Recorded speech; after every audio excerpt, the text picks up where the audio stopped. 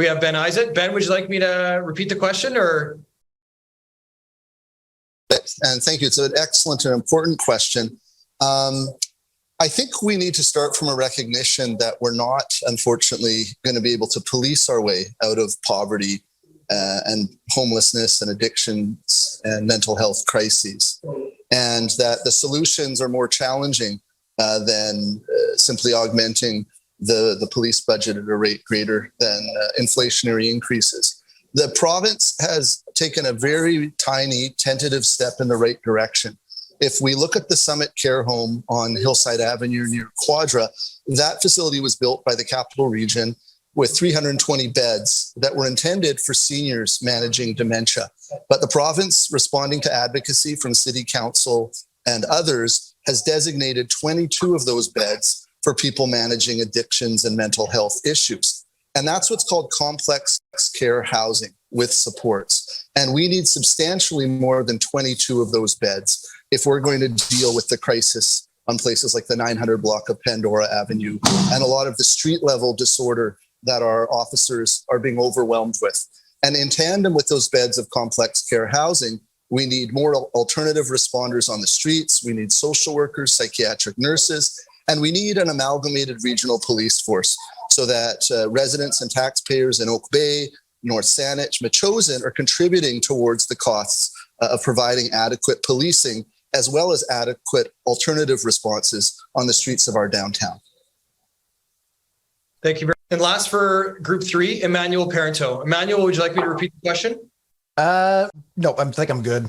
Sure. So can you hear me? Yeah, I can hear you great. Go Perfect. Yes, as far as there's a multiple way to handle, I mean, the crime demographic is essentially stemming mainly from the homeless demographic. I've spoken with police, shelter workers, etc. We don't have enough staff within, the VicPD has been so stretched thin that I know that you guys have had to lower what's called the minimum officer ratio. In other words, on any given night, there used to be 14 or 15 minimum officers out on patrolling. Now you've got to, I think you guys have had to lower it down to 12. And then now there's limited time for vacation as well for you guys. And if any job in the world that needs their actual time off secured, it is the police officer to prevent quitting for mental health purposes, etc. And there's a much higher rate of you guys getting leave for injuries than people realize. Because besides the major injuries we hear about, I know that you guys are consistently getting injured on the job. So complex care facilities, the ACT system that's in Edmonton right now, or the ERT, the encampment response teams, like the PACT structure that Jeremy was talking about, those things are great. But when you guys don't have enough police to have any school liaison officers for the last 4 years, when you guys have had to drop your vacation time, the bulk of the solution, and I've read the 800-page, $270 million budget the city's put out. There's a lot of vanity projects in there. I mean, we've got painting projects that are worth $100,000. That's one full-time officer's salary for a year, a well-paid senior officer's salary for a year.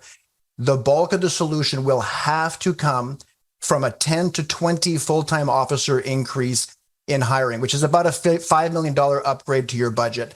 Like I said, I've looked at the budget. It's a very chubby budget, the one we have for Victoria.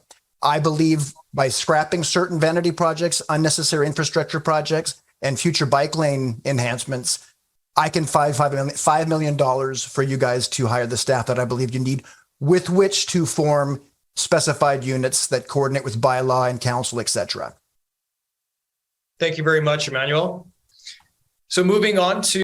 Similar at council, I think people would see that when we reach across the aisle, and Jeff Young and I have worked extensively on a range of issues, and that's, I think, the philosophy we're going to need to solve these challenging issues. I do think we have to be clear on numbers. It was suggested that $100,000 would cover the cost of a police officer, and I think the statement was a senior officer. The figures we work with in the annual budget process is approximately $140,000 for the salary, benefits, and equipment of a junior to mid-range officer. When we look at the overall police budget of $64 million a year, that's 100 times the total budget for the city's community centers and senior centers. So perhaps a mural is a vanity project. I hear a lot of residents want to live in a community with some color and some life and arts. And The fact is, the police budget is by far the largest expenditure in the city. I think it does need to grow with inflation, but to suggest there's a lot of excess room in the budget, I think we would find thousands of citizens clamoring for those savings. So there's a bit of background noise, but Tom,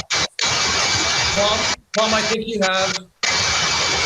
You 1 sec. There you go. And I'll just be about just the last couple seconds. I think the reality is, if we're going to grow the police budget beyond the rate of inflation, that will likely require tax increases, and that's a discussion we can have. But I think we just have to be realistic. Whoever's at the table after the election, there'll be some hard and realistic discussions that are going to have to occur. Thank you, Ben. Emmanuel.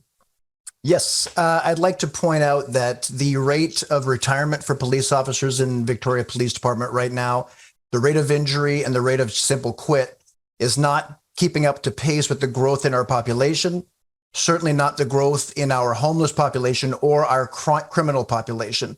So to grow it at the rate of inflation is not going to keep up with it. Now, painted murals don't save lives, police do. I'm willing to prioritize the number one issue that the Downtown Victoria Business Association highlighted, the top 3 issues businesses have downtown who are now encountering an 8% vacancy rate and growing, is the all related to homelessness and specifically the criminal element of the homelessness. So I'll say it this way, and I'll pose a question directly to Ben Isitt, who in June of 2020, Councillor Isitt asked Police Chief Del Manick to consider or ponder the philosophical notion of quote unquote disbanding the police. This is from CTV. So I'm going to ask him directly, will you commit, I will, to a 10 to 20 officer hiring? The cost will be, again, I'm not a counselor. I don't see the budgets the way they do. I may be a little naive in my estimations, but whether it's $5, $6, $7, or $8 million that we need to find, I'm ranging my increase in police force 10 to 20 officers in the next budget cycle. Is Ben Isitt still in the defund police trip, or will he back up the idea of hiring substantially more officers? I support increases in the police budget up to the rate of inflation.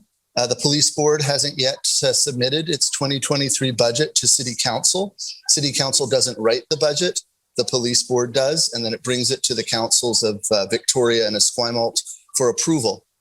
For me, I do have trouble supporting increases beyond the rate of inflation, given all of the other demands on our community and the fact that the current model isn't working. Our police officers are on stress leave because they are not equipped or trained to respond to mental health crises.